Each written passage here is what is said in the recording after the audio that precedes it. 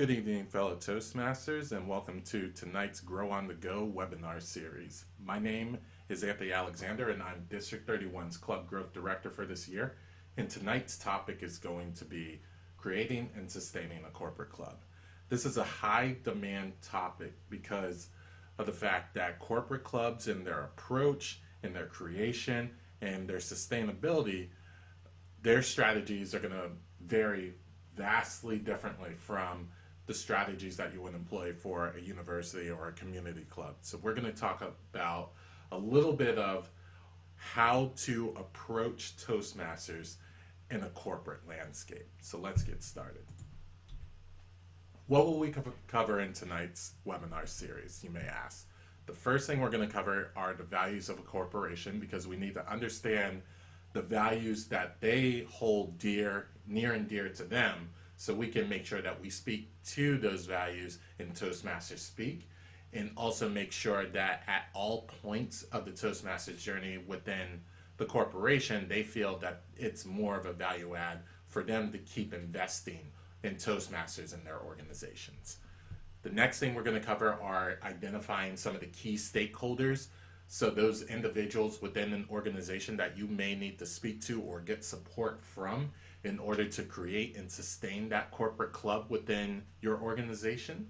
And lastly, when we identify those values, how to approach those values, and the key stakeholders that you're going to need to have involved in the club, we're going to talk about some practical application that you can utilize with those key stakeholders, with the Toastmasters curriculum in all stages of the Toastmasters life cycle.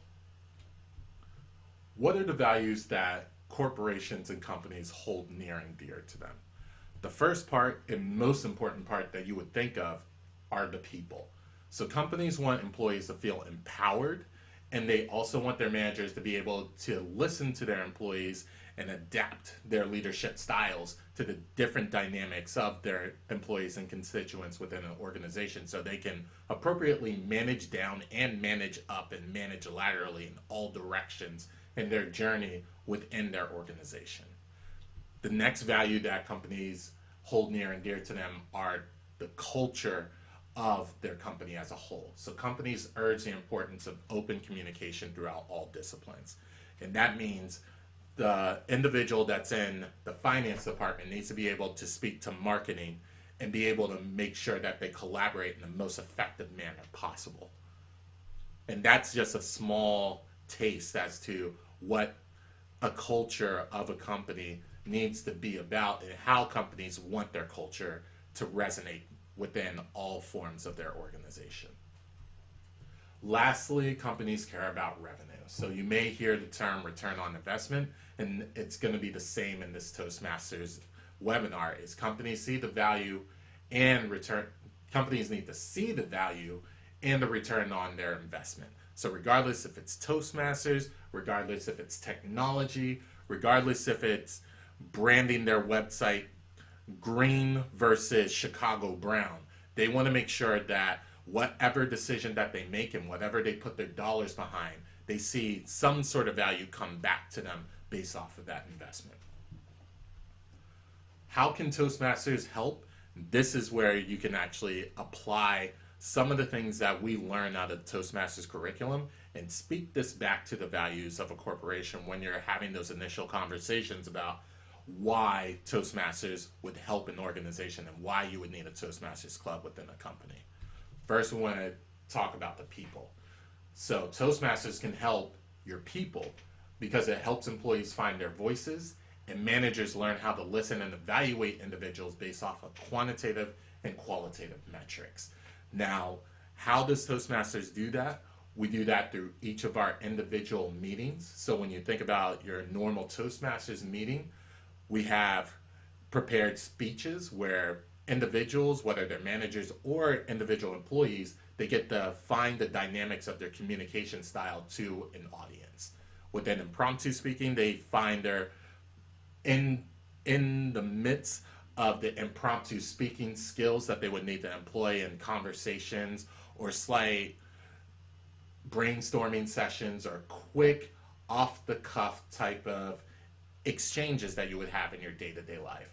And also from a managerial and leadership perspective, you also learn within the evaluation section of each meeting how to appropriately evaluate someone based off of the goals that were set forth in every single project, based off of the foundations of each presentation.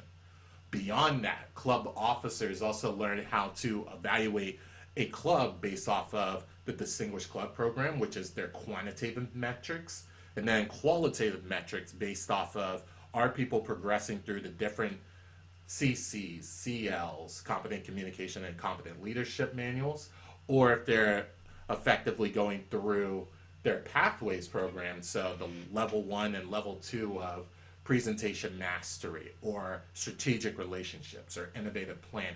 Those are the different skills that you're going to learn as an individual member or even as a leader within the Toastmasters organization. So it's going to help the people in that aspect. And that's what you want to make sure that you can articulate when you're having those initial conversations. The culture. So the Toastmasters culture is pretty much one and the same of how we would envision a company culture, where employees are guiding other employees and fostering an environment of continuous learning and innovation. Within a Toastmasters club, there'll be many different ideas of how to create an effective table topic session. There'll be many different ideas of how to structure your agenda to make sure that you're getting the most bang for your buck for your speakers and the individual members that may not have speaking roles but want to obtain value in the Toastmasters meeting.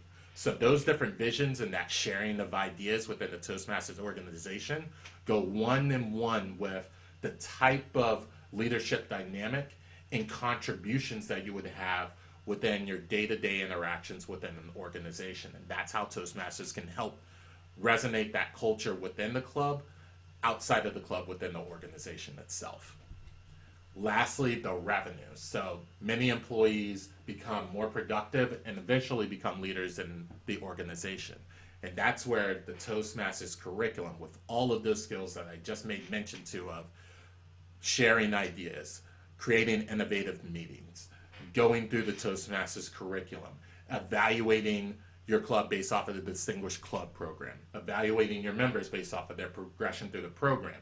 All of those skills translate seamlessly into the skills that you would need to employ to become leaders and managers. And that's why a lot of individuals that go through the Toastmasters program eventually become senior analysts or supervisors or team leaders or managers, all up and down the corporate ladder.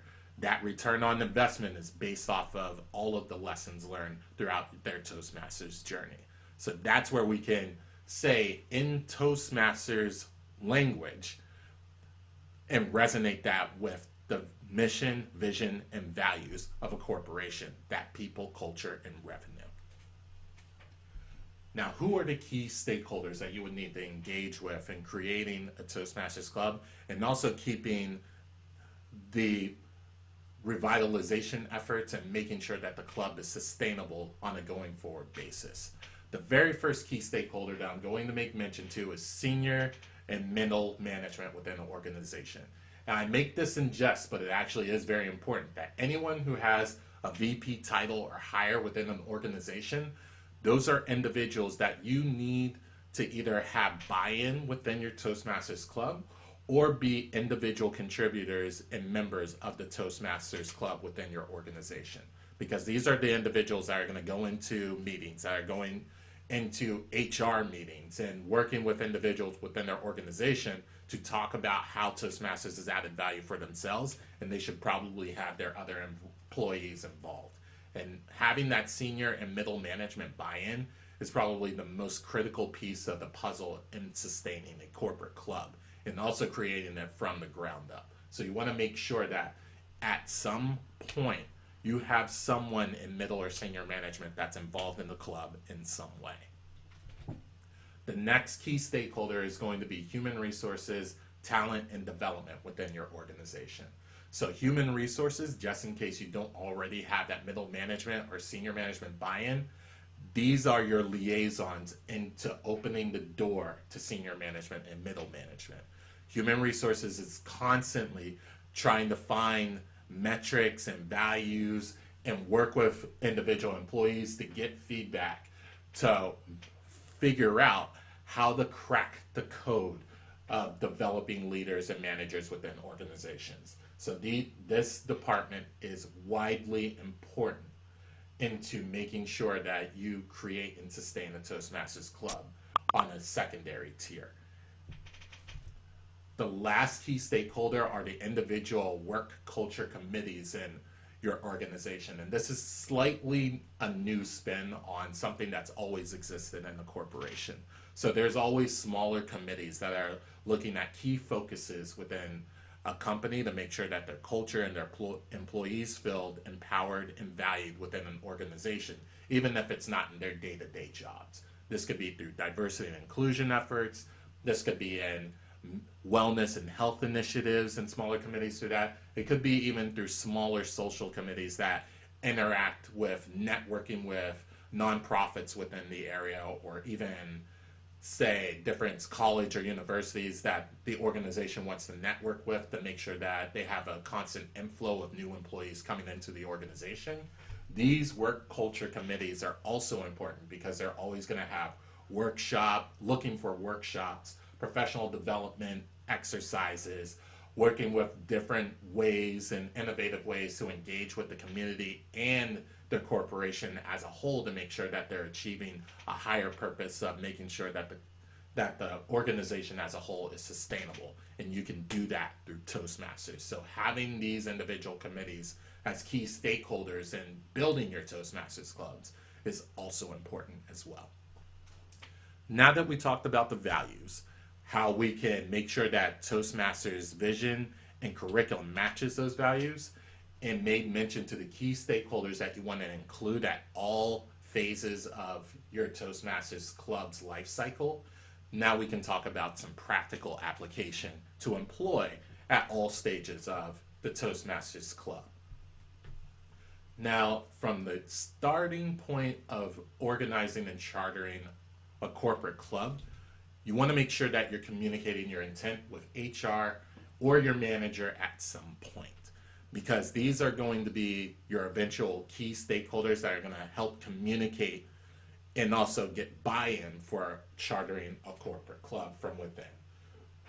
This could be your direct manager, it could be your human resources business partner, but some way or fashion you want to make sure that human resources or your manager has some buy-in within building or chartering that Toastmasters club. And this is going to get important with the later steps that we're going to talk about with this practical application. Your next step is going to be, when you made that contact with human resources, they have also the scalability to be able to blast out a survey on your behalf to garner interest in the club itself. So you want to make sure that human resources is involved in some way, so they can also send out a survey to all employees within that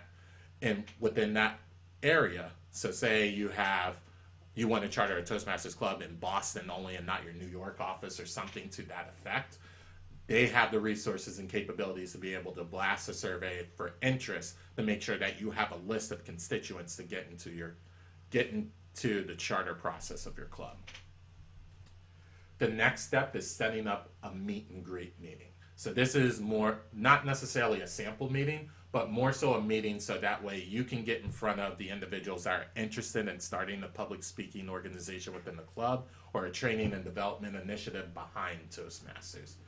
It's important to set up this meet and greet because these are the individuals that you're going to be spending a lot of time with, not only in chartering the club, but these are the individuals that you're going to be working with as you become a club. They're going to be helping you out in your progression in your Toastmasters journey and vice versa. So they're going to eventually be your mentors. They're going to be your accountability partners. They could be your potential future officers. So you want to make sure that that meet and greet goes positive and you make sure that you're meeting within, because that's how you're going to build that culture from the ground up.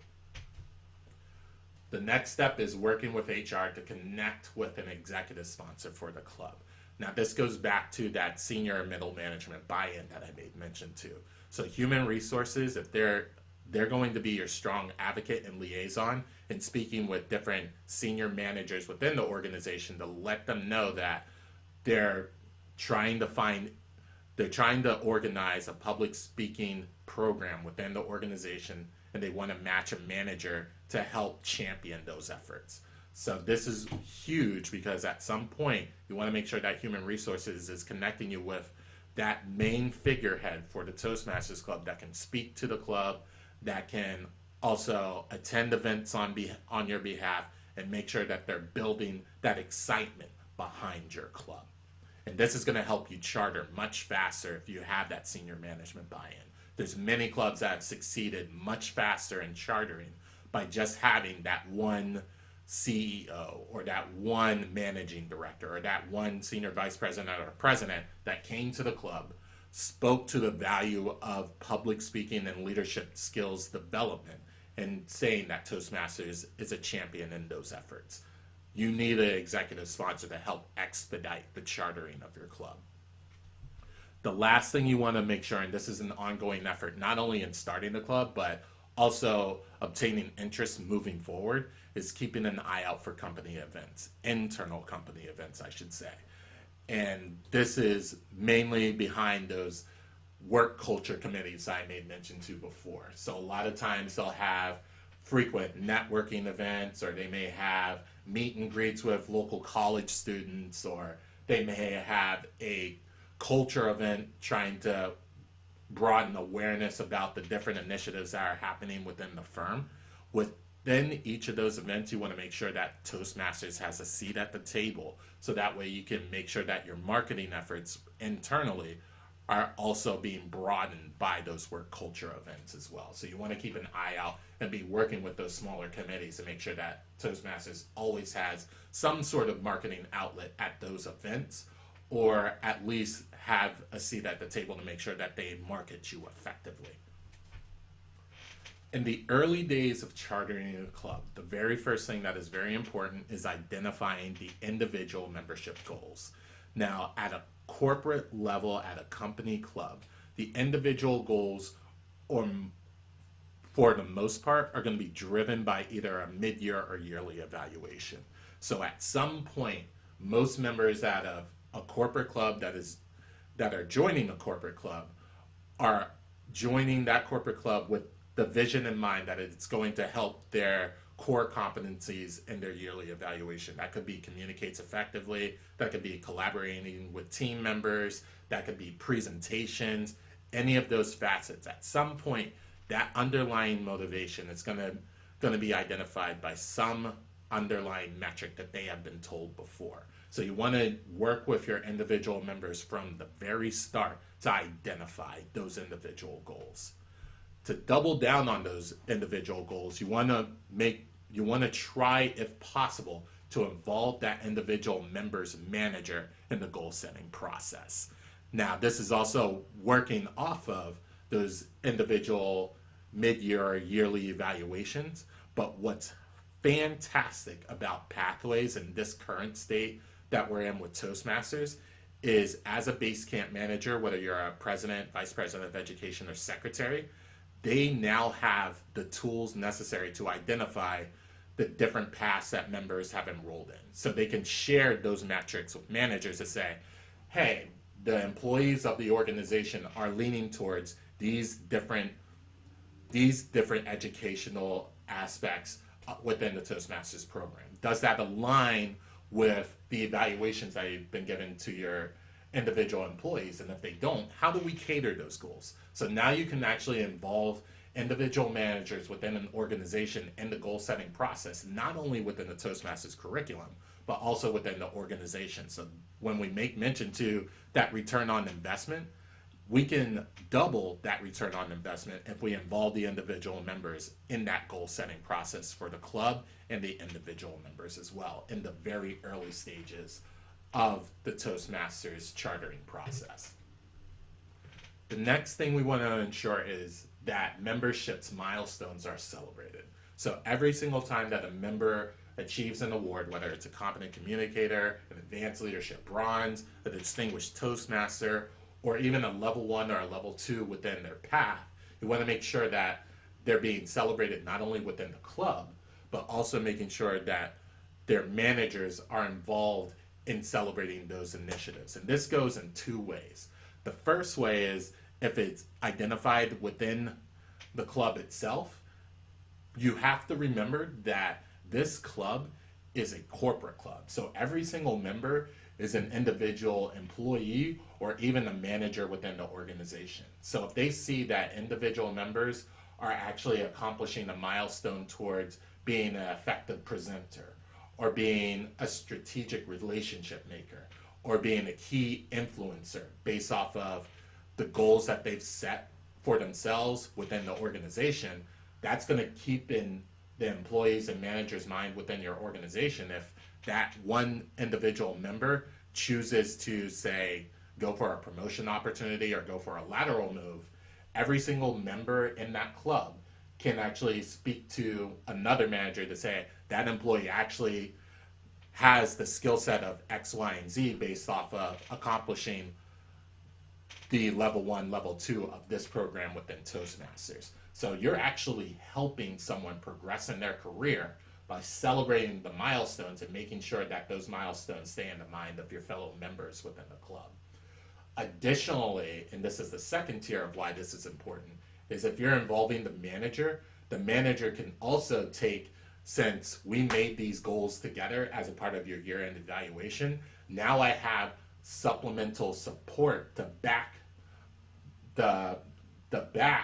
some of the exceeds expectations or meets expectations on the goals that we've set for you to accomplish throughout the year. So not only are you helping an individual member's career from a managerial yearly evaluation, but if they choose to move within the chains of the organization, they can do so more effectively because everyone within the organization that's involved in Toastmasters can speak as an individual sponsor for that member's behalf. So celebrating milestones is exponentially more important within a corporate club beyond any other club experience within Toastmasters. Along with this, you want to also make sure that you're utilizing your executive sponsor and senior manager regularly. This could be on a monthly basis, quarterly basis, semi or annual basis, where the executive sponsor or senior manager is meeting with the club and speaking to the club members to keep them inspired in the program, and also remind your individual members of the purpose of why they attend the meetings. And again, this also helps with not only an external marketing initiative for individual employees that are not a part of Toastmasters already, but it also reminds the members of what their why is regarding why they're a part of Toastmasters within this organization. Now we're going to talk about milestones as a practical application as well, because this is also additionally important to reiterate. First are important and we want to recognize them. What I mean by that is, say you have an individual member that is the first one to accomplish a distinguished Toastmaster.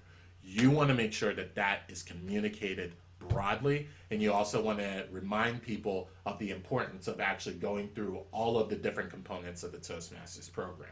So you want to make it sure that you're recognizing that type of first. Now that's an extreme first, but you could also recognize the first as in who was the first mentor of a club in the Pathways program, who was the first one to achieve the level 1.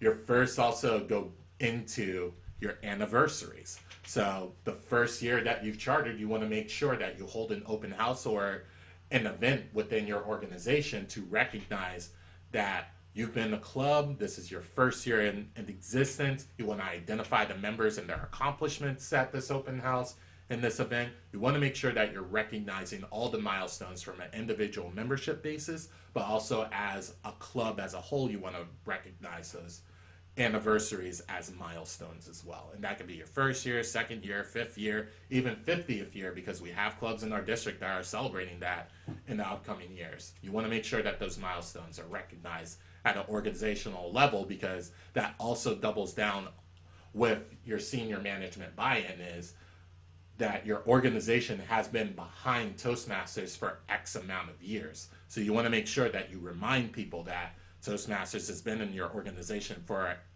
as long as they have been, because the organization values the content that you are learning within the program. This next milestone is a little bit more pathway specific, but when a member completes a full path, you also want to not only recognize that, but you also want to make them the resource of the club and company on that individual subject matter. So what I mean by that is, say you have a member that completes presentation mastery and they become the proficient presentation mastery in that particular path. You want to make sure that they're utilized and tapped on the shoulder to say, hey, this is our person for presentation mastery. So anyone that wants to learn more about Toastmasters or learn about how to make an effective presentation, this is the key member out of our Toastmasters organization within our company that can speak to that. This goes two ways.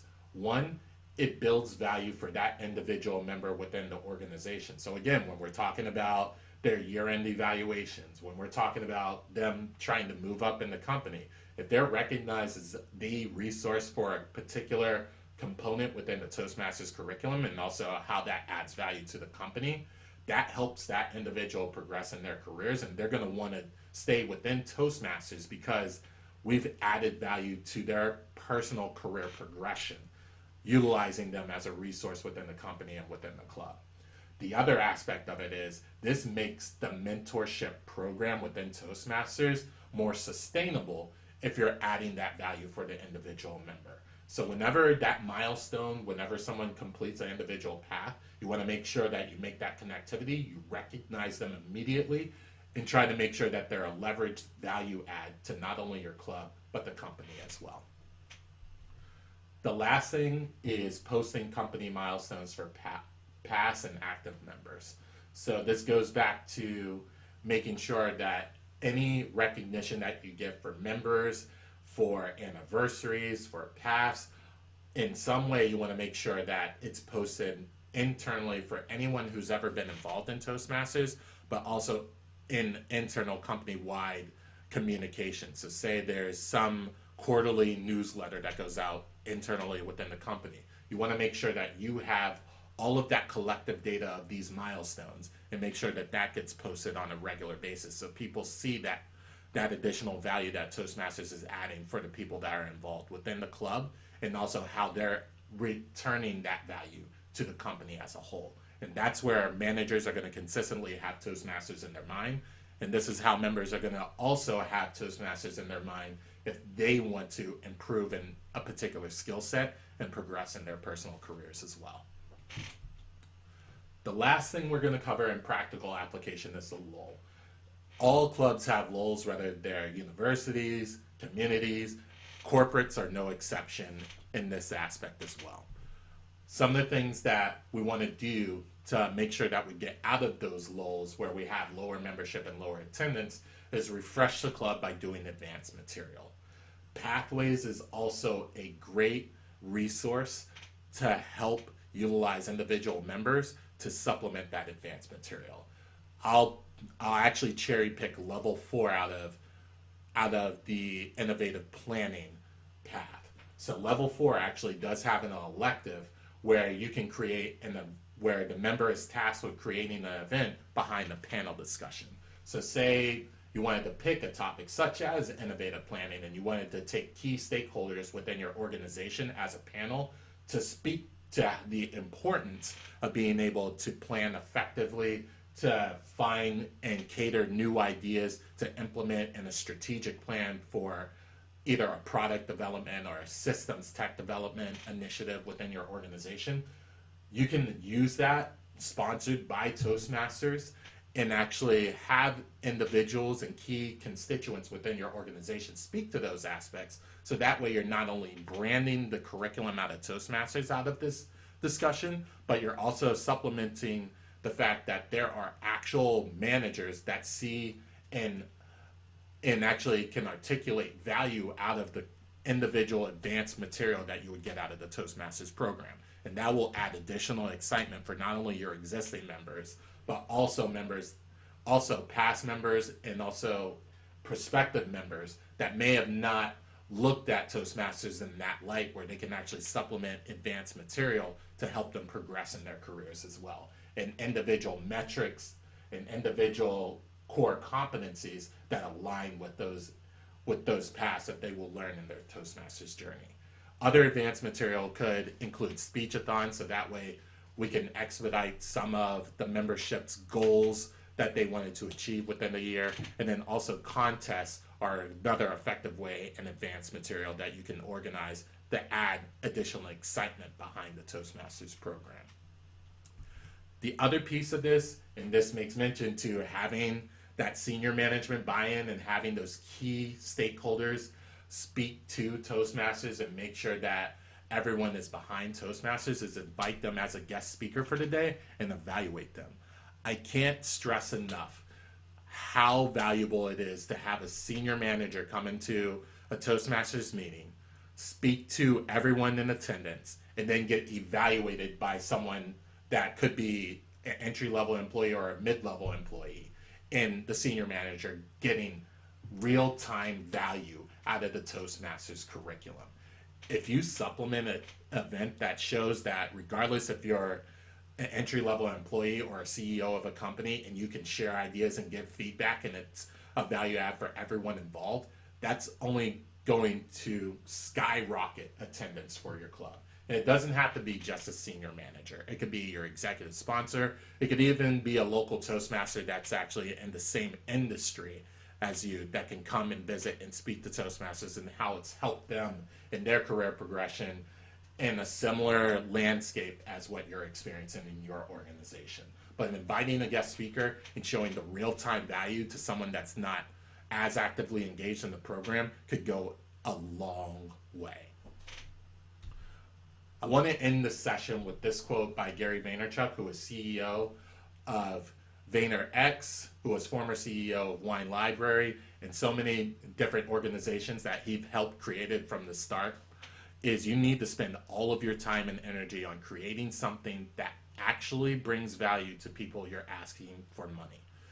And that reigns true with Toastmasters, because again, Toastmasters comes at a cost, and that's the membership dues. It comes with the new member dues. It comes with buying additional pass for an individual member, because some companies actually pay for the pass for their members and some of the educational content.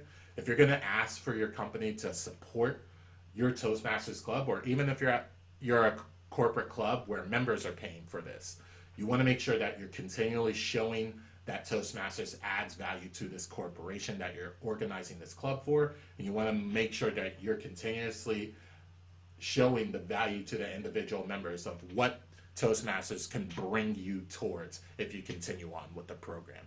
And that's what really the heart of this whole entire webinar series is all about, is trying to add additional value to what Toastmasters can truly bring to you if you put that work in and you put the effort in and you work with the people that surround you within the organization. I want to thank everyone for watching and listening to this webinar, depending on whatever tool you're using, whether it's YouTube or if you're listening to me in real time.